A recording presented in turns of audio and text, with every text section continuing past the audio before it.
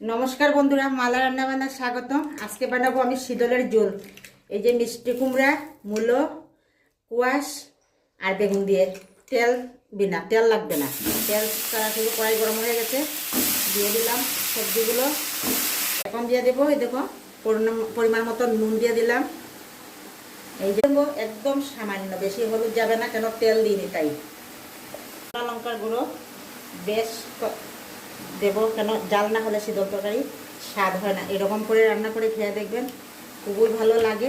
লাস্টে আমি কয়েকটা কাঁচা লঙ্কা দিয়ে দেবো, কাঁচা লঙ্কার একটা গন্ধ হবে, খুবই ভালো লাগবে। তেল ছাড়া খেলে কোনো অ্যাসিড গ্যাস কিছুই হবে না। এরকম রান্না করে খেয়ে দেখবেন, খুবই স্বাদ লাগে।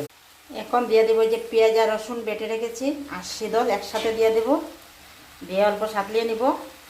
এই যে দেখুন সাতলানো হয়ে গেছে। এখন আমি এই যে গরম জলটা দিয়ে দেবো। এই যে দেখুন শীতলের জল দিয়ে দিচ্ছি আমি গরম জল। নমস্কার বন্ধুরা, বাই বাই, টাটা।